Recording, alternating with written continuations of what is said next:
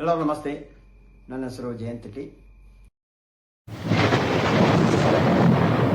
Dharmasthala police ಠಾಣೆಯ ಪ್ರಕರಣ ಸಂಖ್ಯೆ 39/2025. ಈ ಪ್ರಕರಣ ದಾಖಲಾದ ನಂತರ ಈ ಪ್ರಕರಣವನ್ನು SIT ಅವರಿಗೆ ವರ್ಗಾವಣೆ ಮಾಡಿ SIT ತಂಡ ತನಿಖೆ ನಡೀತಾ ಇದೆ. ಅಂದರೆ ಧರ್ಮಸ್ಥಳ ಗ್ರಾಮದಲ್ಲಿ ಶವ ಹೂತಾಕಿರುವ ಪ್ರಕರಣ. ಈ ಪ್ರಕರಣದ ಸಾಕ್ಷಿದಾರ ದೂರುದಾರ ಚಿನ್ನಯ್ಯ, ಅಂದರೆ ಅವತ್ತು ಮುಸ್ಕುದಾರಿ ಅಂತ ಹೇಳ್ತಾ ಇದ್ದ, ಇವತ್ತು ಅವನ ಹೆಸರನ್ನೇ ಎಲ್ಲರೂ ಬಹಿರಂಗಪಡಿಸಿದ್ದಾರೆ, ಚಿನ್ನಯ್ಯ. ಈ ಚಿನ್ನಯ್ಯ 164 ಸ್ಟೇಟ್ಮೆಂಟನ್ನು ನ್ಯಾಯಾಲಯಕ್ಕೆ ಕೊಟ್ಟಿದ್ದಾನೆ. ನ್ಯಾಯಾಲಯಕ್ಕೆ ಕೊಡುವಾಗ ಅಲ್ಲಿ ಜಡ್ಜು ಟೈಪಿಸ್ಟ್ ಅಲ್ಲದೆ ಬೇರೆ ಯಾರೂ ಇರಲ್ಲ. ಅವತ್ತು ಅವನಿಗೆ ಏನು ಬೇಕು, ಅವನಿಗೆ ಏನು ಸ್ವಾತಂತ್ರ್ಯ ಇದೆ ಅದರಲ್ಲಿ ಅವನಿಗೆ ಎಲ್ಲವನ್ನೂ ಅವರು ನೇರವಾಗಿ ಅವ್ರ ಮುಂದೆ ಹೇಳ್ಬೋದಿತ್ತು. ಅದನ್ನು ಹೇಳಿದ್ದಾನೆ. ಸತ್ಯಾಸತ್ಯ ಘಟನೆಯನ್ನು ಅಂದಿನ ತನಕ ಅವರು ಹೇಳಿರ್ತಾನೆ. ಇದಾದ ನಂತರ ಇವಾಗಲೂ 1 ವರ್ಷ ಆಗ್ತಾ ಇದೆ. ಇನ್ನೊಂದು ತಿಂಗಳು ಆದರೆ 1 ವರ್ಷ ಆಗುತ್ತೆ. ಇಷ್ಟೊತ್ತಿಗೆ ಹೈಕೋರ್ಟಿಗೆ ಒಂದು ಅರ್ಜಿ ಹಾಕ್ತಾ ಇದ್ದಾನೆ. 200 ಕೋಟಿ, 1-2 ಕೋಟಿ ಅಲ್ಲ, 200 ಕೋಟಿ ಹೋರಾಟಗಾರರು ಕೇರಳ ಮೂಲದಿಂದ ಪಡೆದು, ಅದರೊಂದಿಗೆ ಬಹುಭಾಷಾ ನಟ ಪ್ರಕಾಶ್ ರೈ, ಅದು ಅಲ್ಲದೆ ಚಿತ್ರದುರ್ಗ ರಿಟೈರ್ಡ್ ಜಡ್ಜಿಯವರ ಮಗಳು ರಮಾ ನಾಗರಾಜು, ಇವರು ಇದರೊಂದಿಗೆ ಸೇರಿ ದೊಡ್ಡ ಡೀಲ್ ನಡೆಸಿ ಧರ್ಮಸ್ಥಳ ದೇವಸ್ಥಾನಕ್ಕೆ ಷಡ್ಯಂತ್ರ ಮಾಡಿರೋದು, ದೇವಸ್ಥಾನ ವಿರುದ್ಧ ಷಡ್ಯಂತ್ರ ಮಾಡಿರೋದು, ಧರ್ಮಸ್ಥಳಕ್ಕೆ ಬರುತ್ತಿರುವ ಭಕ್ತರಿಗೆ ತೊಂದರೆ ಆಗಿರೋದು, ಈ ರೀತಿಯಲ್ಲಿ ಒಂದು ದೂರು ಕೊಟ್ಟಿದ್ದಾನೆ. ಅದು ಇವಾಗ ದೊಡ್ಡ ಸುದ್ದಿ ಆಗ್ತಾ ಇದೆ. 2-3 ದಿನದಿಂದ ದೊಡ್ಡ ಸುದ್ದಿ ಅದೇ ಆಗ್ತಾ ಇದೆ. ಇದೇನು 200 ಕೋಟಿ ಡೀಲು. ಇದರೊಂದಿಗೆ ಇವಾಗ ರಾಜಕೀಯ ವ್ಯಕ್ತಿಗಳು ಕೈ ಜೋಡಿಸಿ ಈ SIT ತನಿಖೆಯನ್ನೇ ನಿಲ್ಲಿಸುವ ಒಂದು ಹಂತಕ್ಕೆ ತರುವ ಉದ್ದೇಶವನ್ನು ನಡೀತಾ ಇದೆ. ಇಂಥ ಸಂದರ್ಭದಲ್ಲಿ ನಾವು ನಮ್ಮ ಹೋರಾಟಗಾರರು ಎಲ್ಲರೂ ಕೂತು ಆಲೋಚನೆ ಮಾಡಿದ್ದೀವಿ, ಏನು ವಿಷಯ ಅಂದರೆ ಈ ಮುಂಚೆ ನಮ್ಗೆ ಗೊತ್ತಿತ್ತು.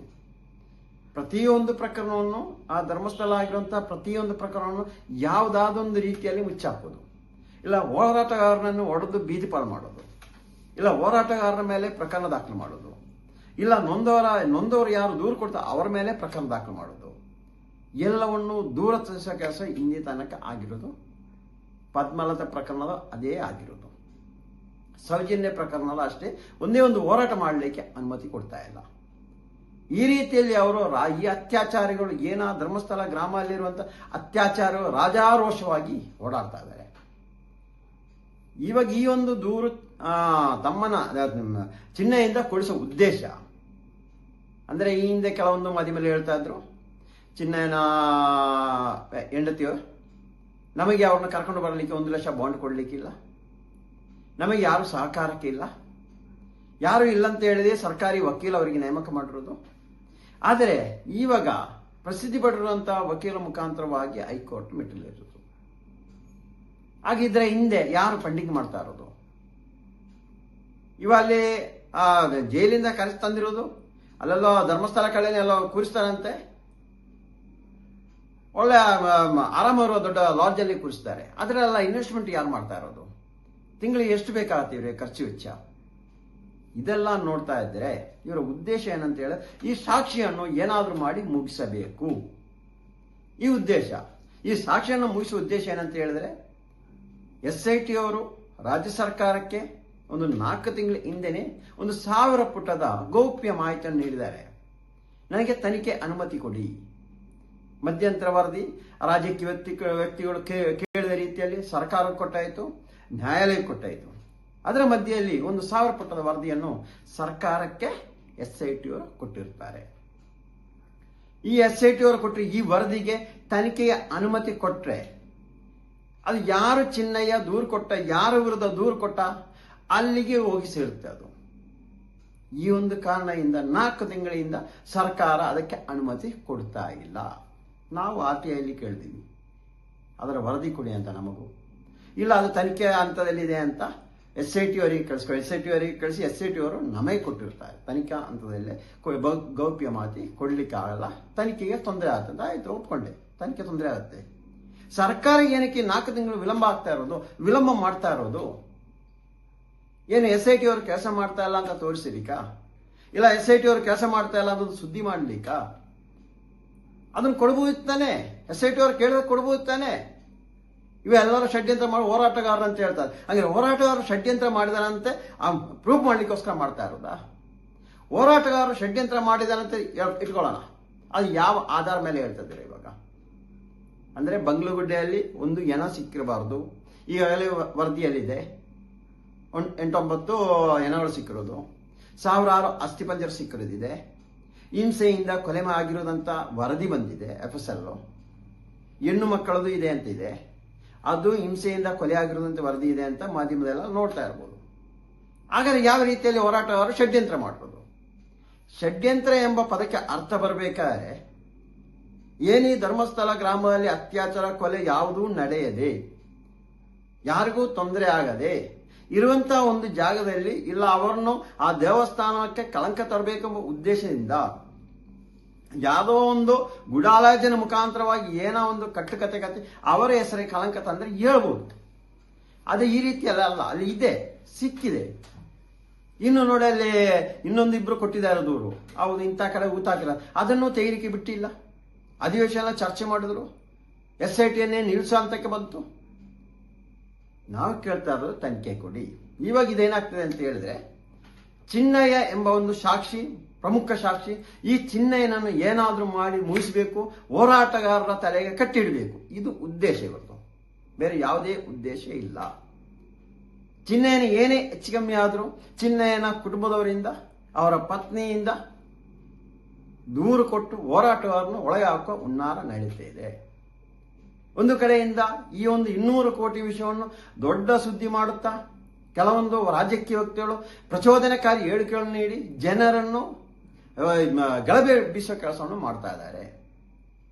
ಈ ರೀತಿಯಲ್ಲಿ ಗಲಭೆ ಎಬ್ಬಿಸಿದರೆ ಚಿನ್ನಯ್ಯನ ಮೇಲೆ ಹೋರಾಟಗಾರರು ಯಾರಾದರೂ, ಆ ಹೋರಾಟಗಾರರ ಕಡೆಯವರು ಯಾರಾದರೂ ಅಟ್ಯಾಕ್ ಮಾಡಿದರೆ, ಇಲ್ಲ ಅವನು ಒಂದು ಹಲ್ಲೆ ಮಾಡಿದರೆ, ಅವನು ಮುಟ್ಟಿದರೆ, ಇಲ್ಲ ಹೋರಾಟಗಾರರು ಇವಾಗ ಇರುವಂತ ಅಲ್ಲ, ಯಾರೋ ಒಂದು ಹೋರಾಟಕ್ಕೆ ಬಂದಿರೋ ಫೋಟೋ ಇರುವಂತ ಗ್ರೂಪಲ್ಲಿ ಒಂದು ಫೋಟೋ ಇರುವಂತ ಯಾರನ್ನಾದ್ರೂ ಒಬ್ಬ ನಿಲ್ಲಿಸಿ ಬೇಕಾದ್ರೆ ಒಂದು ಟಚ್ ಮಾಡಿ ಸಾಕು, ಅವನು ಕರ್ಕೊಂಡು ಹೋಗಿ 100% ಹಾಸ್ಪಿಟಲ್ ಕರ್ಕೊಂಡೋಗಿ ಅವನನ್ನು ಮುಗಿಸುವ ಕೆಲಸವನ್ನು ಮಾಡಿಸ್ತಾರೆ. ಇದೊಂದನೇ ಉದ್ದೇಶ. ಅದು ಅಲ್ಲ, ಹೋರಾಟಗಾರನ ಮೇಲೆ ಪ್ರಕರಣ ದಾಖಲು ಮಾಡಿ ಹೋರಾಟಗಾರನೇ ಜೈಲಿಗೆ ಕಳಿಸಿ ಅವರನ್ನು ಮುಗಿಸುವ ಹುನ್ನಾರ ನಡೀತಾ ಇದೆ. ಒಂದನೇ ಸಾಕ್ಷಿ ಮುಗಿಸಿಬಿಡುವುದು, ಹೊರಡೆ ಅದೇ ಪ್ರಕರಣವಾಗಿ ಹೋರಾಟಗಾರನ ಜೈಲಿಗೆ ಕಟ್ಟಿ ಹೋರಾಟಗಾರನು ಮುಗಿಸಿಬಿಡುವುದು, ಮತ್ತೆ ಯಾರು ಹೋರಾಟಗಾರ ಮುಂದೆ ಬರಲ್ವಲ್ಲ ಸ್ವಾಮಿ. ಇದೆಲ್ಲ ಒಂದು ಕಡೆ ನಡೀತಾ ಇದ್ದರೆ, ನನ್ನ ಪ್ರಕಾರವಾಗಿ ಇನ್ನೊಂದು ಕಡೆ ನಡೀತಾ ಇದೆ. ಅಂದರೆ ಇಷ್ಟೊಂದು ದೊಡ್ಡ ಸುದ್ದಿ ಮಾಡೋಣ ನೋಡಿ, ನಾನು SITವರಿಗೆ ಈ ಥರ ತನಿಖೆ ಮಾಡಿ ಅಂತ ಕೊಟ್ಟೆ, ತನಿಖೆ ಮಾಡಿಲ್ಲ, ಅದಕ್ಕೆ ನಾನು ನ್ಯಾಯಾಲಯಕ್ಕೆ ಬಂದು ನನ್ನ ಮನವಿಯನ್ನು ಮಾಡ್ತಾ ಇದ್ದೀವಿ. ಆಗ SITಯವರು ಬೇಡ, ಅವರು ಸರಿಯಾಗಿ ತನಿಖೆ ನಡೆಸ್ತಾ ಇಲ್ಲ ನೋಡಿ, ಸಾಕ್ಷಿದಾರನೇ ಸರಿಯಾಗಿ ತನಿಖೆ ನಡೆಸಿ ಅಂತ ಹೇಳ್ಬೋದಲ್ಲ. ಇದು ಇನ್ನೊಂದು ಉದ್ದೇಶ. ಆವಾಗ SITಯಲ್ಲಿರುವಂತ ಮುಖ್ಯಸ್ಥರನ್ನು ಅಂಥವ್ರನ್ನೆಲ್ಲ ಚೇಂಜ್ ಮಾಡ್ಬೋದು, ಅಲ್ಲಿಗೆ ಇವರಿಗೆ ಬೇಕಾದವರನ್ನು ತಂದು ನೇಮಕ ಮಾಡ್ಬೋದು. ಬೇಕಾದವ್ರನ್ನ ಅಲ್ಲಿಗೆ ನೇಮಕ ಮಾಡಿದರೆ ಈ 1000 ಪುಟದ ವರದಿ ಇನ್ನೂ ಪಬ್ಲಿಸಿಟಿ ಆಗಿಲ್ಲ, ಅದು ಪ್ರತಿ ಯಾರ ಕೈಯಲ್ಲೂ ಸಿಗಲಿಲ್ಲ. ಅಂತ ಸಂದರ್ಭದಲ್ಲಿ ಅದು ಅಂತ ಒಂದು ಪ್ರಕರಣ ಇಲ್ಲ ಅಂತಲೇ ಮಾಡಬಹುದು. ಈಗ ಇರುವಂತ ಪ್ರಣಬ್ ಮೋಹಂತಿ ಅವರ ಮೇಲೆ ಗೂಬೆ ಕೂರಿಸಬಹುದು. ಈ ರೀತಿಯಲ್ಲಿ ಷಡ್ಯಂತ್ರ ಆಗ್ತಾ ಇರೋದು. ಅದರಿಂದ ನಾನು ಕೇಳ್ತಾ ಇರೋದು ಸರ್ಕಾರಕ್ಕೆ, ಈಗಿನ ಮುಖ್ಯಮಂತ್ರಿಗೆ ಹಾಗೂ ಗೃಹ ಸಚಿವರಿಗೆ, ಅದು ಏನಿದ್ರು ತನಿಖೆ ಕೊಡಿ, ತನಿಖೆ ಪ್ರಾರಂಭ ಆಗಲಿ, ಜನರಿಗೆ ಗೊತ್ತಾಗ್ಲಿ ಏನಂತ, ಸತ್ಯಾಸತ್ಯ ಹೊರಗೆ ಬರಲಿ. ಇವಾಗ ಯಾವ ರೀತಿಯಲ್ಲಿ ಆಗಿದೆ ಅಂತ ಹೇಳಿದ್ರೆ, ಹೋರಾಟಗಾರರು ಹೊರಗೆ ಓಡಾಡುವಂಗಿಲ್ಲ, ಹೋರಾಟಗಾರರ ಮೇಲೆ ಅಲ್ಲೇ ಆಗೋದು ಗ್ಯಾರಂಟಿ. ಆ ರೀತಿಯಲ್ಲಿ ಆಗಿದೆ. ನಮ್ಮ ಮೇಲೆ ಏನೋ ಅಲ್ಲೇ ಆದರೆ ಅಲ್ಲಿ ಚಿನ್ನಯ್ಯ ಮೇಲೆ ಅಲ್ಲೇ ಮಾಡ್ಬೋದು. ಇದು ಯಾವುದ್ಯಾವುದೋ ರೂಪ ಪಡೆಯುತ್ತೆ. ಇದಕ್ಕೆ ಆಸ್ಪದ ಕೊಡಬೇಡಿ. ಒಂದು ಕಡೆಯಿಂದ ಹೇಳ್ತಾರೆ ಮುಖ್ಯಮಂತ್ರಿ, ಈ ಹಿಂದೆ 1000 DKC ಬಂದ್ರು ನಿಮ್ಮೊಂದಿಗೆ ಇದ್ದೀವಂತ. ಸ್ವಾಮಿ ಅವರು ಹೇಳಿ ಹೇಳ್ತಾರೆ, ಇವ ಮುಖ್ಯಮಂತ್ರಿ ಕರ್ನಾಟಕ ರಾಜ್ಯದ, ಅವ್ರು ಅಂಥದ್ದು ಯಾವುದಕ್ಕೂ ಸಪೋರ್ಟ್ ಮಾಡಲ್ಲ ಅಂತ ನಮ್ಮ ಒಂದು ಅನಿಸಿಕೆ, ನಮ್ಮ ಒಂದು ನಂಬಿಕೆ. ಅವರು ಪ್ರತಿಜ್ಞೆ ಮಾಡಿರೋದು ಯಾವುದು? ಅಜ್ಜಯ್ಯನ ಹೆಸರಲ್ಲಿ. ಅವ ಅದಕ್ಕೆ ಕಲಂಕ ತರೋ ಕೆಲಸ ಮಾಡಲ್ಲ. ನಾವು ಯಾವುದೇ ದೇವಸ್ಥಾನಕ್ಕೆ ಕಲಂಕ ತರಲಿಕ್ಕೆ ನಾವು ಯಾವುದೇ ಹೋರಾಟಗಳನ್ನು ಮಾಡಿರೋದಿಲ್ಲ. ನಮಗೆ ಗೊತ್ತು ಅಲ್ಲಿ ಆಗಿರುವಂಥದ್ದು. ನಮ್ಮ ಊರಾದ್ದಕ್ಕೆ ಹೇಳ್ತಾ ಇರೋದು, ನನ್ನ ಸಂಬಂಧಿ ಪದ್ಮಲ ಆದಕ್ಕೆ ನಾನು ಹೇಳ್ತಾ ಇರೋದು ಏನಾಗಿದೆ, ಏನಾಗ್ತಾ ಇತ್ತಂತ. ಅದರಿಂದ ನಾನು ಈ ಮೂಲಕ ರಾಜ್ಯದ ಪ್ರಚೋದನಕಾರಿ ಹೇಳಿಕೆಯನ್ನು ನೀಡುವ ಏನ ಜನಪ್ರತಿನಿಧಿಗಳಿದ್ದಾರೆ ಅವರಿಗೂ ಹೇಳ್ತಾ ಇದ್ದೀನಿ, ನೋಡಿ ನೀವು ಈ 1000 ಪುಟದ ವರದಿ ಏನಕ್ಕೆ ಇಟ್ಕೊಂಡಿದ್ರೆ ಸರ್ಕಾರಕ್ಕೆ ಪ್ರಶ್ನೆ ಮಾಡಿ. ಅದು ಹೊರತು ಬೇರೆ ರೂಟಲ್ಲಿ ನೀವು ಪ್ರಚೋದನೆ ಕೊಡೋದಲ್ಲ. ಸರ್ಕಾರಕ್ಕೆ ಪ್ರಶ್ನೆ ಮಾಡಬೇಕು. ನೀವು ಏನಕ್ಕೆ ಮಾಡಿಲ್ಲ, ಏನಕ್ಕೆ ನೀವು ಕೊಟ್ಟಿಲ್ಲ 1000 ಪುಟದ ವರದಿ, ತನಿಖೆ ಆದೇಶ ಏನಕ್ಕೆ ಕೊಡ್ತಾ ಇಲ್ಲ, ಅದೇಕೆ ಕೇಳ್ತಾ ಇಲ್ಲ ಸ್ವಾಮಿ ನೀವು ಅದರ ವಿರುದ್ಧ ಯಾರು ಇಲ್ಲವಲ್ಲ, ಅದರ ಹಿಂದೆ ಯಾರು ನಿಂತಿಲ್ವಲ್ಲ, ಯಾಕೆ?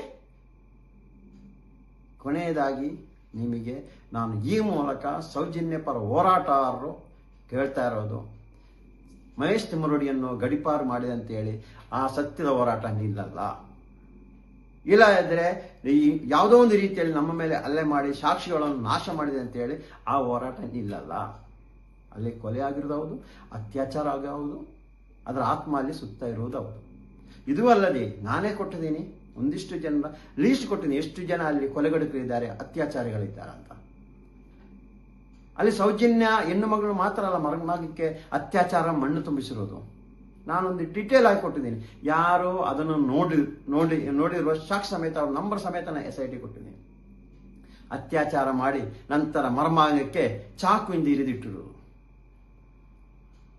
ಅದೇ ತರ ತುಂಬಾ ಬೇಜಾರ ಕೊಟ್ಟಿದ್ದೀನಿ ನಾನು. ಇದೆಲ್ಲ ಒಂದು ತೊಂದರೆ ಆಗ್ತಾ ಇದೆ, ತನಿಖೆಯ ರೂಟ್ ಚೇಂಜ್ ಆಗಿ ಹೋಗ್ತಾ ಇದೆ, ಎಲ್ಲಿ ಯಾರು ಅತ್ಯಾಚಾರ ಅವರ ಬುಡಕ್ಕೆ ಹೋಗ್ತಾ ಇದೆ. ಈ ಒಂದು ಕಾರಣಕ್ಕೋಸ್ಕರ ಈ ತನಿಖೆಯ ದಾರಿ ತಪ್ಪಿಸುವ ಕೆಲಸವು ಚಿನ್ನಯ್ಯಿಂದ ಆಗ್ತಾ ಇದೆ. ಇದು ಚಿನ್ನಯ್ಯ ಮಾಡ್ತಾ ಇರೋದಲ್ಲ, ಚಿನ್ನಯ್ಯಿಂದ ಮಾಡಿಸ್ತಾ ಇರೋದು. ಅವನಿಗೆ ಮಾನಸಿಕ ಕಿರುಕುಳ ಕೊಡ್ತಾ ಇದ್ದಾರೆ. ಇದು ಅಲ್ಲದೆ ನಾನು ಹಿಂದೆನೆ ಚಿನ್ನಯ್ಯ ಜೈಲಿಂದ ಹೊರಗೆ ಬರುವಾಗಲೇ ಹೇಳಿದೆ ಅವನಿಗೆ ಪೊಲೀಸ್ ಬಂದೋಬಸ್ತ್ ಕೊಡ್ಬೇಕಂತೇಳಿ. ಇಂದಿನ ತನಕ ಪೊಲೀಸ್ ಬಂದೋಬಸ್ತ್ ಕೊಟ್ಟಿಲ್ಲ. ಅವನ ರಕ್ಷಣೆಗೋಸ್ಕರ ಸರ್ಕಾರ ಮುತುವರ್ಜಿ ವಹಿಸಿ ಅವನಿಗೆ ಪೊಲೀಸ್ ಬಂದೋಬಸ್ತ್ ಕೊಡಬೇಕಂತೂ ಈ ಮೂಲಕ ನಾವು ಹೇಳ್ತಾ ಇದ್ದೀವಿ. ಚಿನ್ನಯ್ಯ ಮಾತು ಬದಲಾಯಿಸ್ತಾ ಹೇಳ್ತಾ ಇರೋದಲ್ಲ, ಚಿನ್ನಯ್ಯಿಂದ ಹೇಳ್ತಾ ಇರೋದು. ಅವನಿಗೆ ಏನು ಉಪಾಯ ಇಲ್ಲ, ಅವು ಹೇಳಲೇಬೇಕಾಗತ್ತೆ. ಅಂದ್ರೆ ಚಿನ್ನಯ್ಯ ಸ್ಟಾರ್ಟಿಂಗ್ ಬಂದ ನಂತರ SP ಹತ್ರ ಹೋಗ್ತಾ ಇರೋ ಸಂದರ್ಭದಲ್ಲಿ ತಮಿಳುನಾಡಿಗೆ ಜನ ಕಳಿಸಿ ಅಲ್ಲಿ ಗಲಾಟೆ ಎಬ್ಬಿಸ್ತಾ ಇದ್ರು. ಇದೆಲ್ಲ ಗೊತ್ತು ವಿಷಯ ಏನಂತ. ಆ ಒಂದು ಕಾರಣ ಅಂತ ಹೇಳ್ತೇವೆ, ಚಿನ್ನಯ್ಯನಿಗೆ ಈ ಮುಖಾಂತರ ರಕ್ಷಣೆ ಕೊಡ್ಬೇಕಂತ ಗೃಹ ಇಲಾಖೆಗೂ ನಾನು ಕೇಳ್ಕೊಳ್ತಾ ಇದ್ದೀನಿ.